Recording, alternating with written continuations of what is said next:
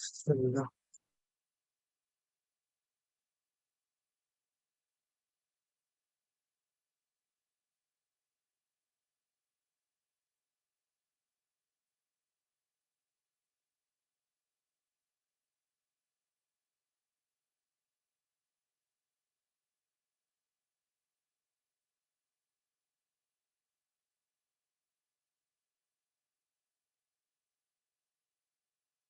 बच्चों, अगर आपको सबको कहा गया ना कि आना है ज्योमेट्री की क्लास लेने, तो फिर इसका मतलब है आप सबका इंक्लूडेड है।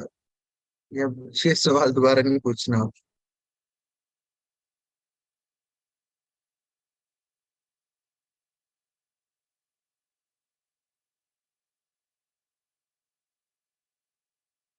इट इज रेनिंग आउटसाइड कहाँ पे? कौन सी सिटी में?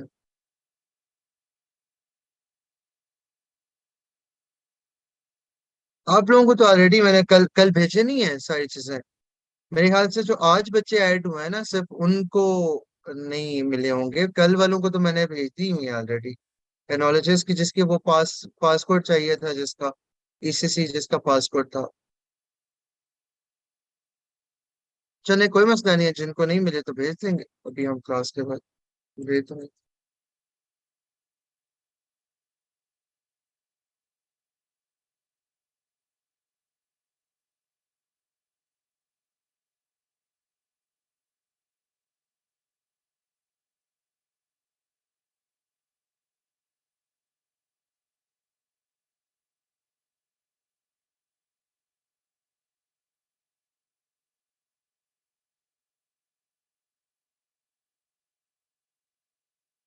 और सुफियान, वो काम भी अगले साल आनी है, आपको पता है?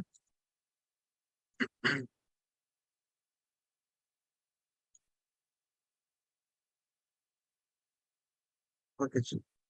चलें जी। सो नो, नेक्स्ट अगर हम काम करते हैं, वही कह रहा हूँ सुफियान, अगले साल ही वो चीज काम आएगी। चलें जी। सो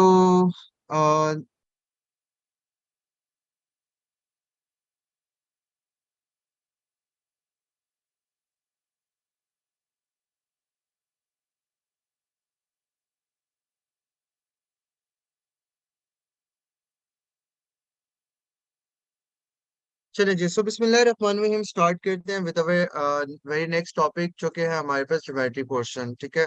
ज्योमेट्री पोर्शन क्या है? हाँ, स्क्रीन ब्लैंक है। मैं आपको खुद ज्योमेट्री में खुद ड्रा करके समझानी होती है ना। अच्छा जी। सो अगर हम बात करते हैं आपके पास ज्योमेट्री पोर्शन की, तो ज्योमेट्री पोर्शन के अंदर आपके डिफरेंट तरह के फिगर्स हैं जो कि आपकी, और उसकी डिफरेंट प्रॉपर्टीज हैं जो कि आपके एग्जामिनर आपसे पूछता होता है। सबसे पहले अगर हम बात करते हैं, जो हमारी सबसे बेसिक चीज आती है, दैट इज बेसिकली और ट्राइंगल। ठीक है। ट्राइंगल के बाद आपके पास जो सबसे ज्यादा क्वेश्चनिंग की जाती है, हाँ, ट्राइंगल के बाद जो आपकी सबसे ज्यादा क्वेश्चनिंग की जाती है वो आपकी स्क्वायर से रिलेटेड होती है। स्क्वायर के बाद आपकी जो सबसे ज्यादा क्वेश्चनिंग की जाती है वो आपकी सर्कल से रिलेटेड होती है। ठीक है।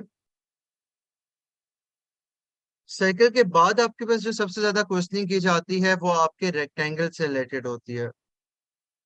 एंड देन फिर आपके पास जो डिफरेंट कुछ प्रॉपर्टीज है ज्योमेट्री की, उसके बारे में आपका एग्जामिनर आपसे चीजें पूछता होता है। So let's start.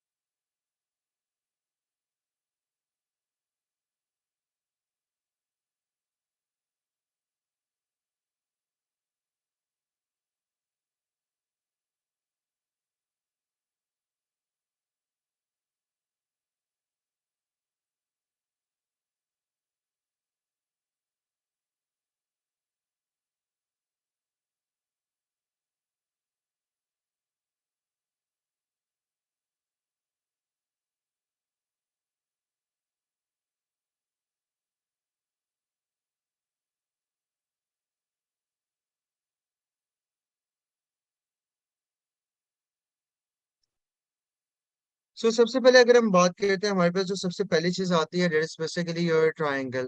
ट्राइंगल की अगर हम बात करते हैं, ट्राइंगल की डिफरेंट प्रॉपर्टीज कौन सी होती है, उसके ऊपर जाने से पहले आपने ये चीज याद रखनी है कि ट्राइंगल की दो तरह की आपके पास क्लासिफिकेशंस होती हैं। ठीक है, ट्राइंगल की दो तरह की आपके पास क्लासिफिकेशंस होती हैं। एक हम कहते हैं कि आपकी जो ट्राइंगल की क्लासिफिकेशन होती है वो on the basis of their sides होती है।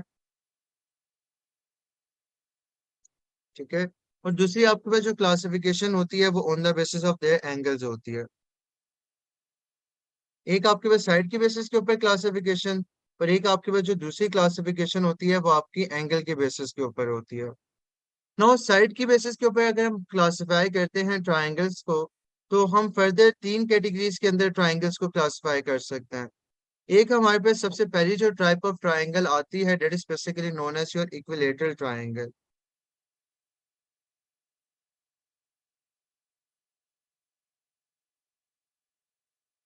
इक्विलेटरल ट्राइंगल कौन सी होती है? एक ऐसी ट्राइंगल जिसमें आपकी तीनों की तीनों साइड्स इक्वल हो, ऐसी ट्राइंगल को हम इक्विलेटरल ट्राइंगल कहते हैं। दूसरी आपके पास जो ट्राइंगल होती है, that is basically your isosceles triangle.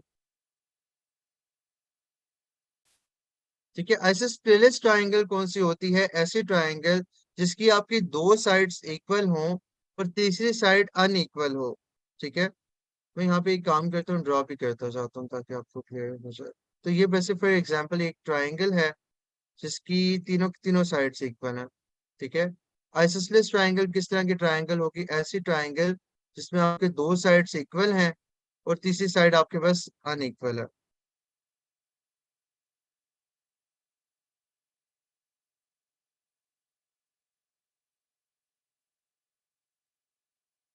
No, next अगर हम बात करते हैं, हमारे पास अगली जो चीज आती है यहाँ पे,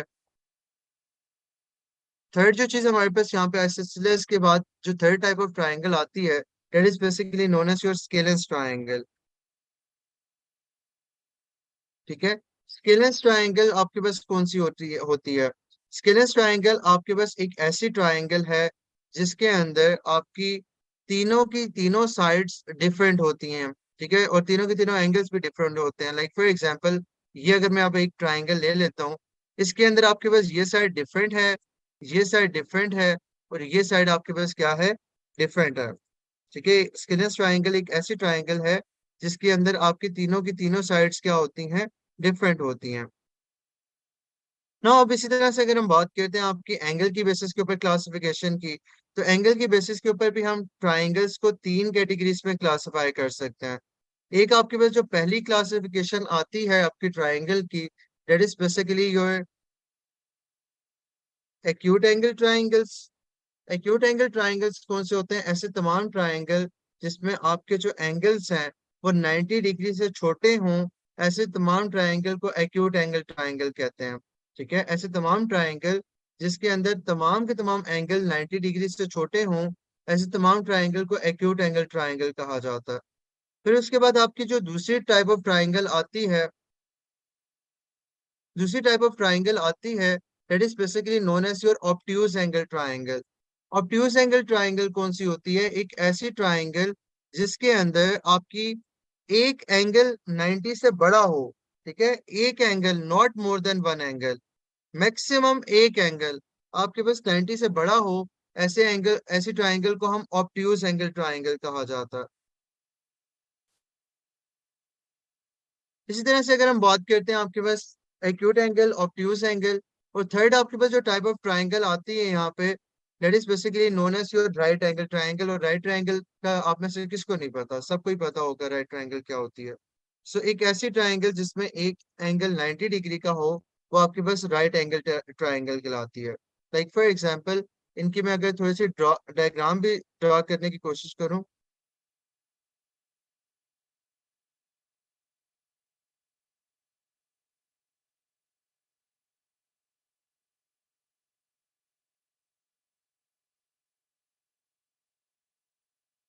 एक्यूट एंगल आपके पास कौन सी है? जिसमें आपके पास तमाम एंगल 90 से छोटे हैं। ठीक है, फिर इसी तरह से अगर हम बात करते हैं ऑब्ट्यूज एंगल की, ऑब्ट्यूज एंगल आपके पास ट्रायंगल, ऐसी ट्रायंगल है जिसमें एक एंगल 90 से बड़ा होगा। ठीक है, जैसे फॉर एग्जांपल कि अब आपका ऑब्ट्यूज एंगल ट्रायंगल है। और राइट एंगल ट्रायंगल कौन सी होती है? जिसमें एक एंगल आपके पास 90 डिग्री का होता है। ठीक हो गया? सो ये आपके पास ट्राइंगल की सारी क्लासिफिकेशंस होती हैं आपकी। ठीक है। नो नेक्स्ट अगर हम बात करते हैं, यहाँ पे कुछ और चीजें हैं मैं आपको बताता हूँ, वो आपने याद रखनी है।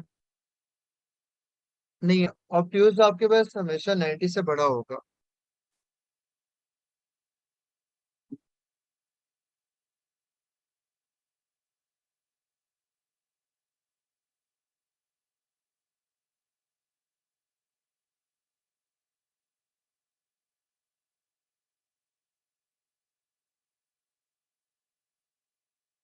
अच्छा जी, सो नो नेक्स्ट अगर हम बात करते हैं आपके पास कुछ आपकी यहाँ पे, मैं इसको फर्दर अगर इलेबरेट करूँ चीजों को, सबसे पहली चीज तो आपके पास यहाँ पे आती है आपकी इक्विलेटरल ट्राइंगल। ठीक है, इक्विलेटरल ट्राइंगल आपके पास कौन सी होगी? इक्विलेटरल ट्राइंगल के केस में आपके पास बेसिकली तमाम के तमाम जो एंगल्स होंगे, तमाम की तमाम साइड्स तीनों इक्वल होंगी, और तीनों के तीनों एंगल्स भी आपके पास इक्वल होंगे। और वो तीनों के तीनों एंगल्स कितने डिग्री के होंगे? वो तीनों के तीनों एंगल 60 डिग्री के होंगे। ये भी 60 डिग्री का, ये भी 60 डिग्री का, और ये भी एंगल आपके पास कितना होगा? 60 डिग्री का होगा। ठीक है। फिर दूसरी चीज आपके पास यहाँ पे आती है, आपकी एक शॉर्टकट फॉर्मूला है in order to find the area of equilateral triangle, that is basically your square root of 3 divide by 4 A का स्क्वायर। नाउ ए क्या है? ए आपके पास साइड है, क्योंकि तीनों की तीनों साइड ए हैं, तो आप किसी भी साइड को ए ले सकते हो। ठीक है। दूसरी जो चीज आपके पास यहाँ पे आती है, that is basically your scalene triangle का आपके पास प्रॉपर्टीज। जो आपके पास स्केलस ट्राइंगल है ना, मैं कलर डिफरेंट यूज कर रहा हूँ ताकि बच्चों को भी समझ आ जाए कि आपके पास बेसिकली कौन सी चीज किसकी बात हो रही है। ठीक है। रेड में सारी इक्विलेटरल की बात हो रही है। ब्लैक के अंदर हम बात करें स्केलेंस की। स्केलेंस ट्राइंगल आपके पास कौन सी ट्राइंगल होती है? एक ऐसी ट्राइंगल जिसके अंदर तीनों की तीनों साइड्स डिफरेंट हो, तीनों की तीनों एंगल्स डिफरेंट हो, वो आपके पास स्केलेंस ट्राइंगल कहलाती है। लाइक फॉर एग्जांपल, ये आपके पास ट्राइंगल स्केलेंस ट्राइंगल है। स्केलेंस ट्राइंगल का एरिया निकालने का फॉर्मूला, जी जी, एरिया का फॉर्मूला, स्केलेंस ट्राइंगल का अगर हमने एरिया फाइंड आउट करना है तो वो हम कैसे कर सकते हैं? तो स्केलेंस ट्राइंगल का जो एरिया है वो हम by using the heroes formula find out करते हैं। याद होगा आपको, खासतौर पे जो एफएससी इंजीनियरिंग बैकग्राउंड से हैं या आईसीएस बैकग्राउंड से हैं, उनको याद होगा Hero's formula. That is basically your square root of S, S minus A, S minus B, और एस माइनस सी। ठीक है। अब आपको ये फुली फ्लेक्सिबिलिटी प्रोवाइड करता है हीरोज फार्मूला, कि आप किसी भी साइड को ए ले सकते हो, किसी भी साइड को बी ले सकते हो, और किसी भी साइड को आप सी ले सकते हो। ठीक है। कोई रिस्ट्रिक्शन नहीं है कि आपने इस साइड को ही सिर्फ ए लेना है या इस साइड को ही सिर्फ बी लेना है। आप किसी भी साइड को ए ले सकते हो, किसी भी साइड को बी ले सकते हो, और किसी भी साइड को आप सी ले सकते हो।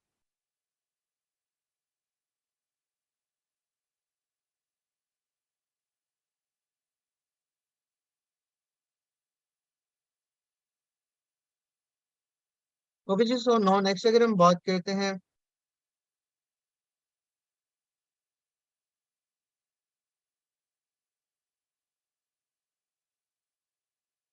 सो नेक्स्ट अगर हम बात करते हैं आपके पास, हाँ जी, करते हैं।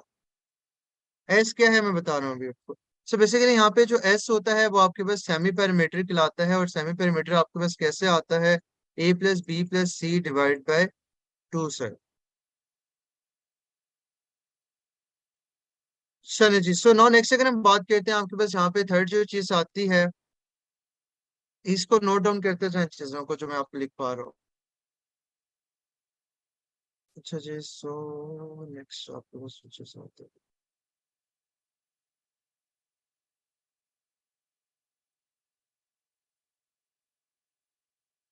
नेक्स्ट आपके पास जो थर्ड में आपके पास चीज आती है, एस आपके पास ये लिखा हुआ है, A plus B plus C divide by 2 से आता है।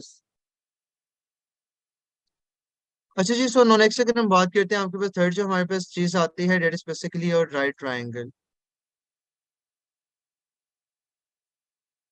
एस सेमी पैरामीट्रिक कहलाता है, और A plus B plus C divide by 2 से आता है, ए बी सी। अब अच्छा जी, सो नो नेक्स्ट अगर हम बात करते हैं आपके पास अगली जो चीज आती है, डेट इज बेसिकली और ट्राइंगल। ठीक है।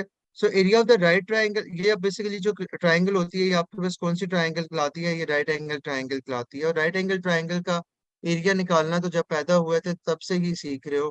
That is basically your half base into height. Base into perpendicular कह लो, अगर आप इसको बेस है ये आपका परपेंडिकुलर है।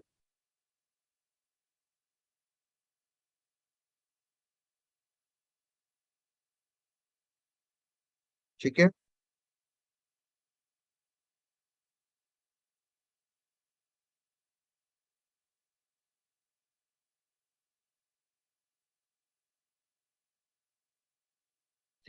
तो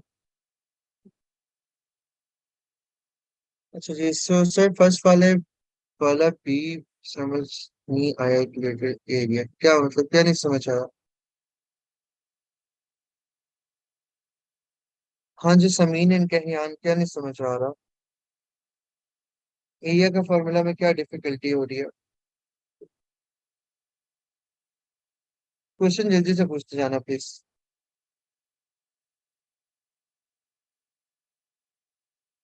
उसके एरिया की रिक्वायर्ड नहीं है बुशरा, आपके बस डिफरेंशियल जी जी। ग्रीन वाला एसएसएस है, मैं नहीं बताऊंगा, खुद पढ़ लो क्या लिखा हुआ है। ग्रीन वाले का नाम लिखा हुआ है ग्रीन से। इतने गंदे बच्चे हो आपको। अच्छा जी sir, I have starting part कोई बात नहीं, एंडिंग पार्ट बस मिस ना करना। अच्छा जी, इसका एमसीक्यूज कैसे आएंगे आगे मैं बताता हूँ आगे जाके। क्लियर है सबको? बताओ क्या क्या कंफ्यूजन है। हाँ जी।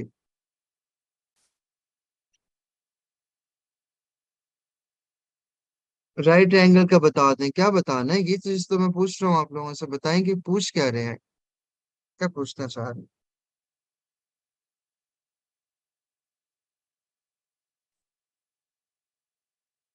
ए स्क्वायर में क्या पुट करना है? ए आपके पास साइड है तो साइड की जगह आप, ए आपकी साइड है ना, तो ए की जगह आपके पास जो भी साइड आपकी गिवन है वो पुट करनी है जस्ट। ठीक है। पहला इक्विलेटरल है, स्केलस है, और राइट मैंने आपको बताया। एक्यूट हो गया या फिर आपके जो हो गए, एक्यूट हो गया, एसिसलेस हो गया, ऑब्ट्यूज हो गया, वो आपके हीरो से कवर होते हैं स्केलेंस के फॉर्मूला से। सेम। वेल पे ले रहे हो क्लास। अच्छा जी, सो चले अब हम थोड़ा सा चीजों को ना और ज्यादा एक्सप्लोर करते हैं। कोई मसला नहीं है फिलहाल, क्यों परेशान हो? तो जो हो गया मिस वो हो गया बस मिस, बाद में दोबारा नहीं कहते होते हम। एक एक चीज में आपको 10 बार करवाता हूँ आगे से। अच्छा जी, सो नॉन एक्स अगर हम बात करते हैं, आपके पास अगली जो चीज हमारे पास आती है, अगर कोई मिस हो जाता है तो आपको मैं करवाता रहता हूँ ना बार बार जैसा। क्यों टेंशन परेशान होते होते? 1/2 जो मोस्ट वेलकम, 1/2 मल्टीप्लाई पे बी क्या था? अच्छा, राइट एंगल का पूछ रहे हो कि आपके पास बेसिकली ये बेस है, ये परपेंडिकुलर होता है, और ये आपके पास बेसिकली होता है हाइपोटेन्यूज। ठीक है। तो बेसिकली आपके पास जो area of the right triangle होता है वो आपका हाफ बेस इनटू हाइट हो जाएगा। तो हाफ आ जाएगा, बेस आपके पास आ जाएगा, परपेंडिकुलर आ जाएगा। ठीक है। और इसके अलावा बेसिकली आपके पास यहाँ पे एक और चीज है which is basically known as your Pythagoras theorem, जो बचपन से आपको आता है। हाइपोटेन्यूज का square is equal to base square plus perpendicular square, याद है? तो बस आपने जस्ट यहाँ पे वैल्यूज पुट कर देनी है।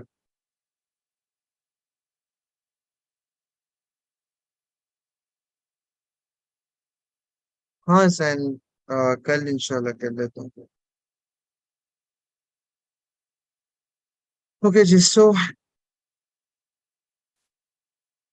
हाफ बेस इंटू हाइट किसका फॉर्मूला है? ये कौन सी ट्रायंगल बनी है? राइट ट्रायंगल है, राइट ट्रायंगल का। इतने पारे पारे से क्वेश्चन पूछते हो ना, इतना लाड आता है आप लोगों को। अच्छा जी, चलें जी। सो नो नेक्स्ट अगर हम बात करते हैं, आपके पास अगली जो चीज आती है, that is basically your square, ठीक है। समझ गया ना कौन सा वाला लार्ड। अच्छा जी, सो नेक्स्ट अगर हम बात करते हैं, आपके पास अगले जो चीज आती है, that is basically your square, ठीक है। मजाक कर रहा हूँ, ताकि फ्रेश हो जाओ। अच्छा जी, सो स्केयर अगर हम बात करते हैं, स्केयर की डिफरेंट प्रॉपर्टीज क्या होती हैं। सो सबसे पहले अगर हम बात करते हैं, स्केयर आपके पास क्या होता है, एक ऐसी फिगर जिसकी आपकी सारी की सारी साइड्स इक्वल हों, ऐसे फिगर को हम क्या कहते हैं, स्केयर कहते हैं। और अगर अपने स्केयर का एरिया निकालना है, तो वो आपके पास किसके इक्वल होता है, ए स्केयर के इक्वल होता है, ठीक है। या फिर आप कह सकते हो, चलो ना नहीं कहते हैं हम, बल्कि ए स्केयर ही ठीक है। बल्कि इसके बाद हम बात करते हैं पैरामीटर की। पैरामीटर ऑफ द जो स्केयर होता है, वो 4 टाइम्स ए के इक्वल होता है, ठीक है। अब यहाँ पे एक सवाल आपके पास होता है कि आपका अमूमन, अच्छा बाय द वे, जो आपके ट्राइंगल से रिलेटेड क्वेश्चंस आते हैं ना, वो सिंपल आपके डेफिनेशन ओरिएंटेड क्वेश्चंस आते हैं अमूमन। कि अगर पूछता है आपका एग्जामिनर, तो वो डेफिनेशन ओरिएंटेड क्वेश्चन पूछता है। लाइक फॉर एग्जांपल, अगर आपके पास सारी की सारी साइड्स इक्वल है, तो उस ट्राइंगल को क्या कहेंगे, ठीक है। फिर इसी तरह से आपसे वो पूछ सकता है कि अगर आपके पास दो साइड्स इक्वल है, तीसरी साइड इक्वल नहीं है ट्राइंगल की, उसको क्या कहेंगे। अगर एंगल आपके पास 90 से छोटा है, तो उसको क्या कहेंगे, सो एंड सो फोर्थ, जो चीजें मैंने आपको बताई।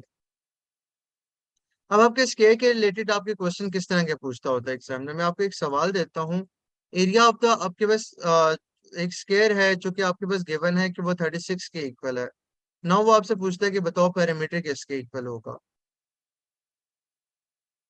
नहीं नहीं, अफकोर्स नॉट नेसेसरली। एग्जामिनर की मर्जी होती है कि वो जितनी मर्जी है उठा के दो।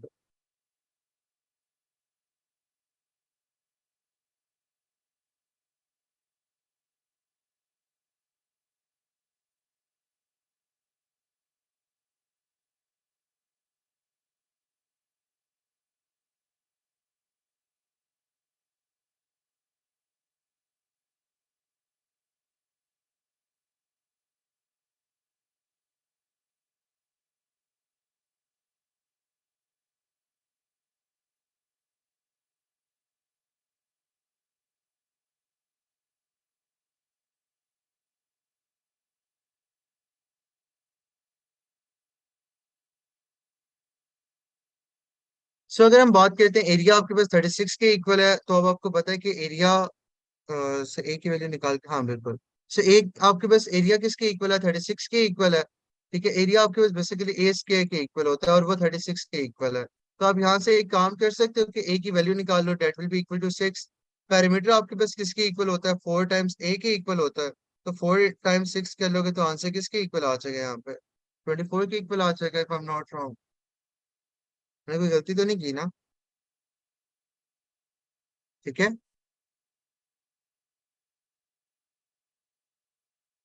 यस और नो, क्या क्या आंसर निकाल निकाल के बैठे हुए हो, 144, 174, 32। माशाल्लाह से कितने कॉन्फिडेंस से गलतियां की हैं कि मुझे कंफ्यूज कर दिया कि मैंने तो नहीं की, गलत कर दिया। चले जी, सो इसी तरह से मैं आपको एक और सवाल देता हूँ, आपकी ये भी पास पेपर का क्वेश्चन है, इसको भी आप कर लें। पैरामीटर आपके पास वो आपको गिवन है कि 20, एक मिनट।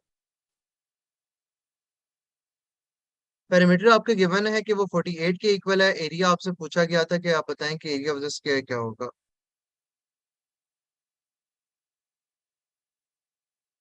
सेम वही प्रोसेस है।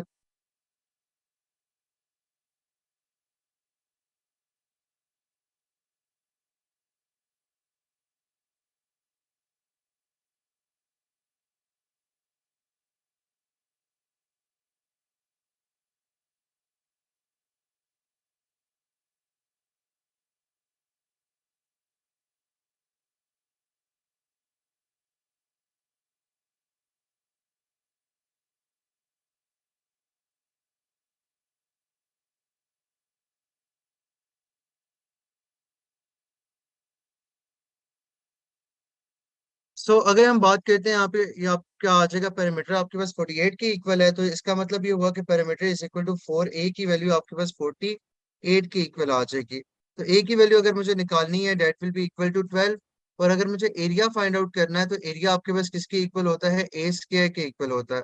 तो एरिया आपके पास किसके इक्वल आ जाएगा, यहाँ पे 144 के इक्वल आ जाएगा, ठीक है।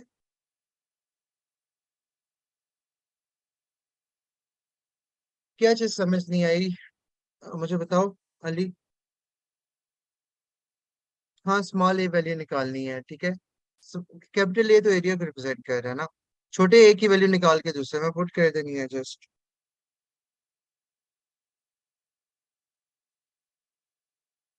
ट्राई नहीं करोगे तो आपको ऐसे चीजें तो इतनी कोई मुश्किल नहीं है कि आप कंफ्यूज कर रही हो, ट्राई करो ना।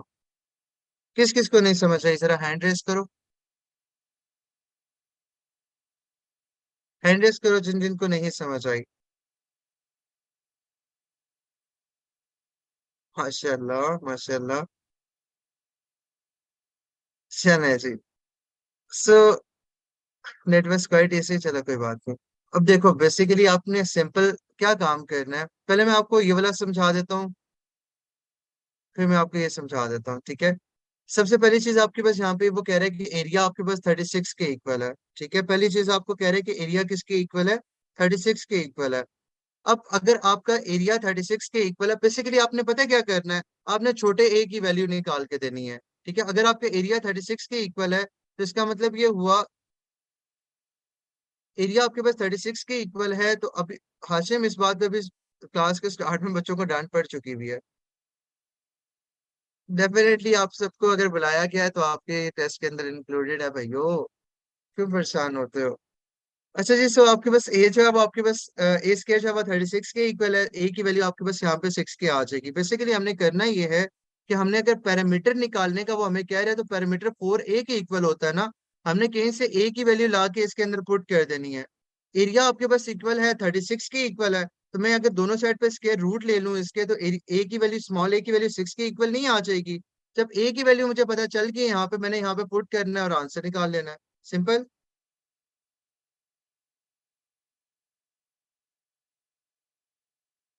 ए कैसे आया? एरिया किसके इक्वल है बिलाल? 36 के इक्वल है। और एरिया का फॉर्मूला क्या होता है? ए स्क्वायर के इक्वल होता है, if I am not wrong. ठीक है, तो बेसिकली आपके पास इस चीज को अगर कंपेयर करो, ए स्क्वायर अगर आपके पास 36 के इक्वल है तो ए की वैल्यू किसके इक्वल होगी? दोनों साइड पे स्क्वायर रूट ले लो, that will be equal to 6। Clear Bilal now? Kuddus Ali, बाकी भी बताए जिन जिनको कंफ्यूजन थी, क्लियर है ना? चलें, that's good.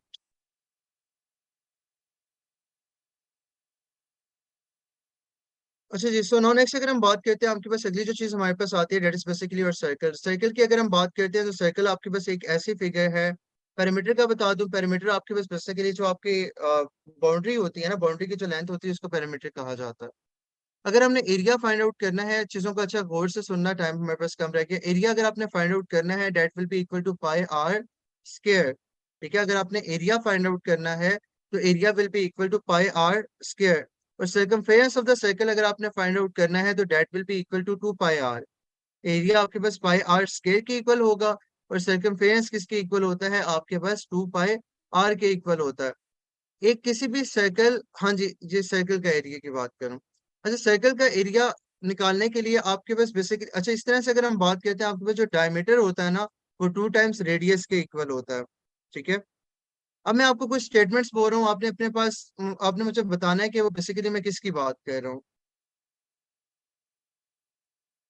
A line which starts from origin and touches any point on a circle is known as। एक ऐसी लाइन जो कि सर्कल के सेंटर से स्टार्ट हो और सर्कल के किसी भी पॉइंट पर टच करे, ऐसी लाइन को हम क्या कहेंगे?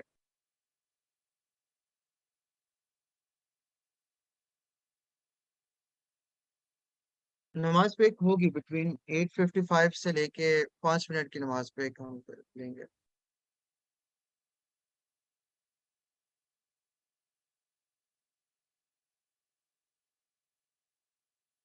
सो गुड, आपके पास एक ऐसी लाइन जो कि सर्कल के सेंटर से स्टार्ट होती है और किसी पॉइंट होना सर्कल तक जाती है ना, ऐसी लाइन को हम रेडियस कहते हैं।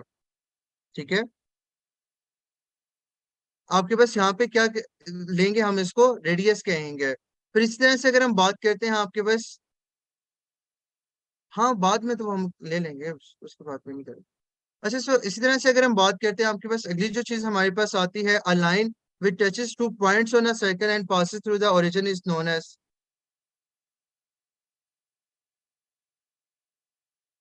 एक ऐसी लाइन जो सर्कल के 2 पॉइंट पे टच करे और ओरिजिन में से भी पास करे, ऐसी लाइन को हम क्या कहते हैं? तो ऐसी लाइन को हम डायमीटर कहते हैं। ठीक है। A line which touches on 2 points of a circle and does not pass through the center is known as।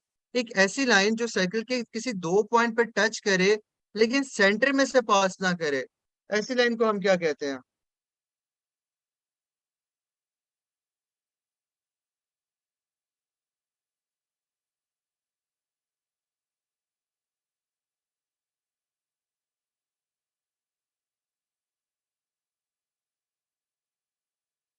सो ऐसी लाइन को हम बेसिकली कॉर्ड कहते हैं। सो ये बेसिकली आपकी जो लाइन है ना, ये आपके पास कॉर्ड कहलाती है।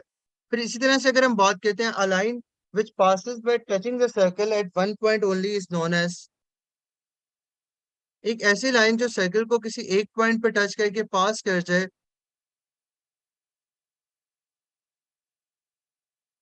ऐसी लाइन को हम क्या कहते हैं? टेंजेंट लाइन कहते हैं। लाइक फॉर एग्जांपल, ये वाली आपके पास जो लाइन है जो सर्कल को एक पॉइंट पर टच करके पास कर गई है, ये आपके पास टेंजेंट लाइन कहलाती है।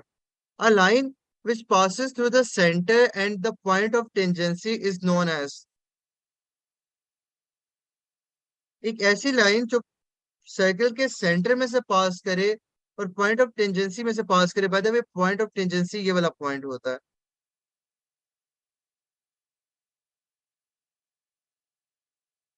सो ऐसी लाइन को हम क्या कहते हैं? नॉर्मल लाइन कहा जाता है।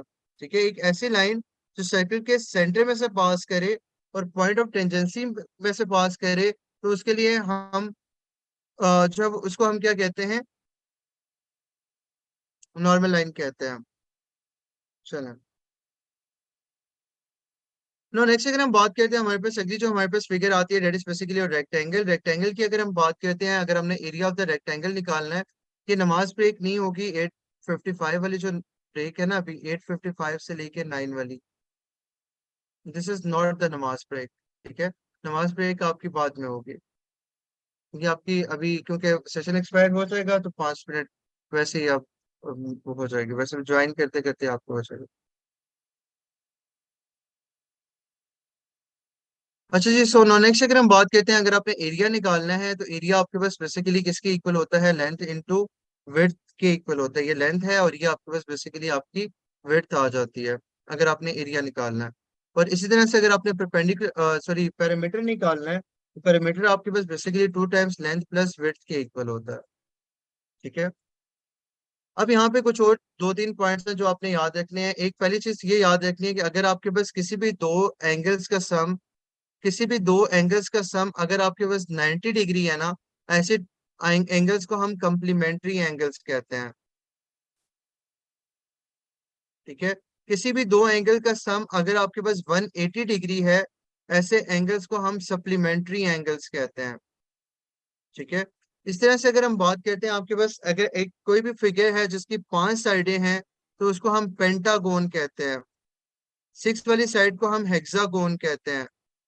7 साइडेड फिगर को हम हेप्टागोन कहते हैं। ठीक है। 8 साइडेड फिगर को हम ऑक्टागोन कहते हैं। 9 साइडेड फिगर को नोनागोन कहते हैं। ठीक है। और इस तरह से अगर हम बात करते हैं, 10 साइडेड फिगर को हम डेसागोन कहते हैं। नहीं नहीं, Haris. So that's it from